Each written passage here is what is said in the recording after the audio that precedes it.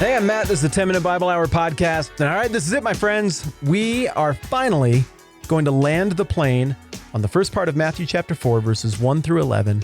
It is all about Jesus' temptation in the wilderness with the devil. And, well, I've just got a couple of things that I neatly and in an orderly fashion want to touch on. So get ready for some structure. The narrative significance of this passage, after drinking the whole thing in, I don't think is that hard to wrap our brains around.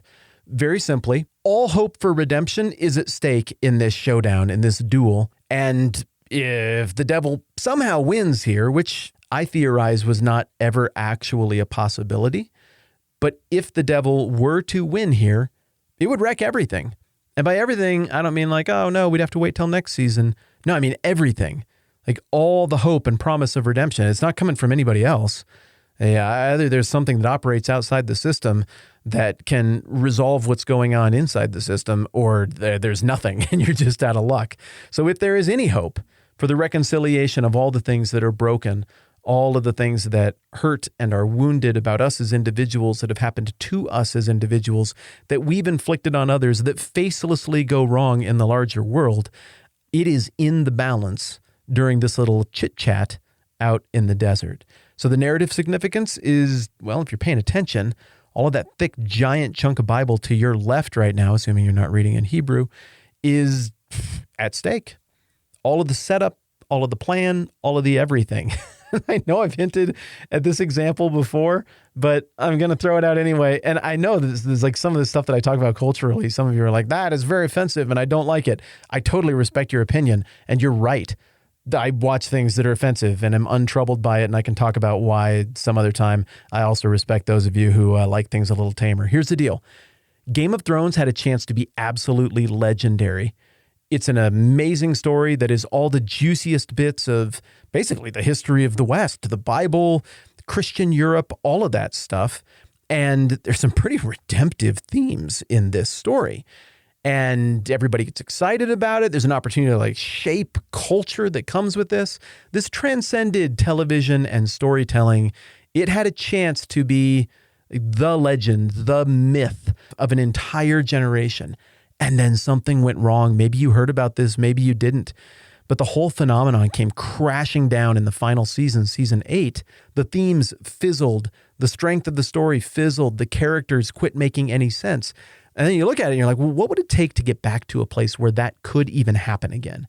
And the answer is, I don't know, decades, untold amounts of wealth and money and talent that would have to be rounded up behind a good idea to accomplish something incredible, legendary story-wise. The point is, it wasn't just, oh, bummer, there's a bad season of TV. It was a squandering of an incredible once-in-a-generation storytelling opportunity. If you get that and you multiply it by a zillion, then you get how big the stakes are here. If this goes wrong, it's not like, let's dust ourselves off and start over. If this goes wrong, everything, Persia, Babylon, the Assyrians, the Egyptians, the conquest, the covenants, creation, everything is just wadded up and thrown in the trash. And where do we go from here? There is no redemptive plan B. It's all at stake, and Jesus just cruises through it. A second thing that's significant here narratively, in addition to the idea that really all hope for everything was in play here, is that Satan had been waiting a long time for this opportunity. It really is kind of an exciting moment narratively, because the hero and the villain are finally on screen at the same time. Think about the stories you love. The hero and the villain are usually doing their own thing in very different places. And they are dominating in their different realms. In the dark, evil castle over here, and the white, glistening castle with the shiny parapets over here. You know, they're each in command of their domain, and they're building up to this conflict. And finally, all of that power and all of that force inevitably has to work itself out. And, well, that's where the rub happens, is where the action happens. And so there's a huge buildup from all of the Old Testament to get God and Satan in the same room at the same time, having this thing out. And again, we see just how absolutely gigantic the distance between these two characters is in terms of power, authority, wits, agenda, all of it. Third, from a narrative perspective, and we discussed this on the front end, so I'll just skim it, is, well, we learn something about God here. that God is the one who orchestrated this. The Spirit led Jesus into the desert because even though I once again believe that Jesus was never in any actual threat of losing here, there was still value to this thing going on, and God approved of this activity, which leads us to the next question here in this summary, which is, well, if this wasn't about like a real temptation and the stakes weren't really that high because Jesus could not, by nature of his essence, have failed, then why did we do it? Well, what's the point of the whole Bible? It's not for God's health that he did all of this stuff. It's clearly about his glory and his redemptive plan. And we, according to the Bible, as beings created in his image, we occupy a very prominent place. I don't think that's just a physical created in his image. I think mentally, spiritually, structurally, in our invisible guts, we're created in the image of God, which means we're kind of uniquely qualified and made to be uniquely qualified to observe God's glory, to be daughters, sons, heirs of his kingdom, to participate in God's glory and God's redemption. So that's why they're human characters to take this in. And that's why you and I are involved. It's all about God's glory and him being the point of everything. So why do we get this story? Why did God do this if there were no real stakes? Well, it's simple. It's, I think, for our benefit. It's for us to see what's going on, to understand who the characters are, and to start to get a sense of where we fit. Then the fourth big narrative thing that's happening here is we're finally ready for Jesus to go public.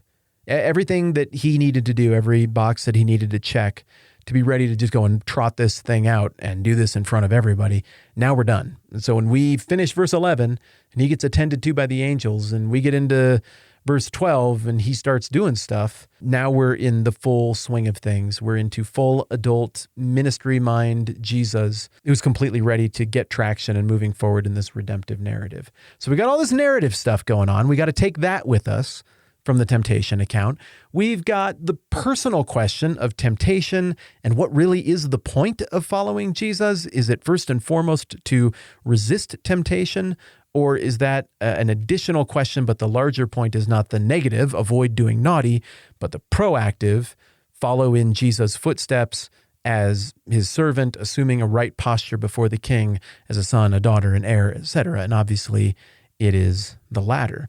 In addition to all of that stuff, there's also a priming of the pump for really everything else Jesus is about to teach. And if all of that just kind of washed over you, please be with me for this point, because it's very important moving forward. Jesus is holding himself out as a king. Matthew is holding Jesus out as a king. The Old Testament points to Jesus as a king. Kings have kingdoms. Kingdoms have a culture. They have laws. They have a sense of right, wrong, morality, ethics. They have a currency. They have things that have value for trade within that kingdom. We're about to learn a whole bunch about what all of those things are in God's kingdom. Now, we have a really good sense of what those things are in world kingdoms. I mean, we're very used to buying and selling and trading. We know what has currency socially. We know what doesn't play. Jesus is about to lay out an upside down kingdom where all the rules and all the currency and all the values, everything is upside down and backwards from what you and I are used to and what you and I experience in the world every single day.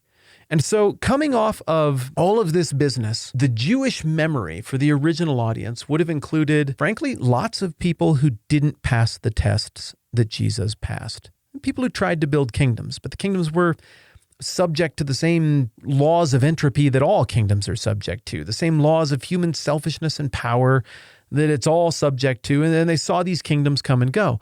The first in the northern kingdom of Israel, all the way back in the Old Testament. It broke. Why? Because the kings were trash. They're just awful at everything. And they didn't want to do the stuff that made God look awesome and that was on board with his redemptive plan. They wanted stuff that kings want. Conscripts, taxes, wars, glory for themselves, and it broke. The southern kingdom, no, that one broke too, but it lasted a little longer as there were more kings who were like, no, I really should not want world kingdom things. I want to try to understand God kingdom things and to try to do that and emulate it. Some of it got it more right than others, and it lasted for a while, but ultimately theirs broke for the exact same reason. Then, in between the testaments. Remember, you got the Maccabean Revolution. You've got the Hasmonean dynasty that's set up, this short-lived dynasty that gets toppled by Pompey the Great in the first part of the first century BC that leads to the Roman occupation and conquest that's going on when Jesus gets there and when we pick up the New Testament. Even this is an indictment of that most recent failure. The temptation to power, to pride, to satisfying human needs. That dynasty didn't just break because of Rome. The Hasmonean dynasty looked just like every other secular dynasty. It was a mess. What you have here is Matthew chapter 4 and the temptation pointing us toward a set of values that Jesus embraces, a set of ground rules, a set of priorities that he's operating off of that don't really look like anybody else in recent memory, maybe like nobody else ever. And we might not know exactly how to follow him yet. We might not know what it looks like exactly coming out of the temptations to know what it is to be on that team. What do we do? Where do we go? Where do we stand? Do we make some kind of gesture? Are there words we're supposed to say? We don't know that yet. But we're getting this little taste of a completely other way of conceiving about the world and people and morality and time and history and redemption in the example of Jesus. And in the rest of chapter 4 and into chapter 5, that's going to flip from something that's abstract and a confusing example into something that we start to fit into. And so I'm very excited to get after that. Thank you so stinking much for patiently processing this passage. Now, we probably won't move at this pace through the rest of the book of Matthew, but at times we're going to grind it down real slow and process it just like this in these pivotal passages. Man, that's a lot of P's. You guys are awesome. The feedback has been incredible on this. Thank you so much for gaming it out with me, disagreeing with me in ways that are fun and friendly. And as always, hey, I'm doing my best, but ultimately wrestling this thing through is up to you. It's a challenging document, and ultimately the implications are gigantic. So I hope this is a good launching off point for you to raise questions and give you some resources to work on it for yourself. Okay, thank you again. I'm Matt. This is a 10-Minute Bible Hour podcast. On to the next chunk.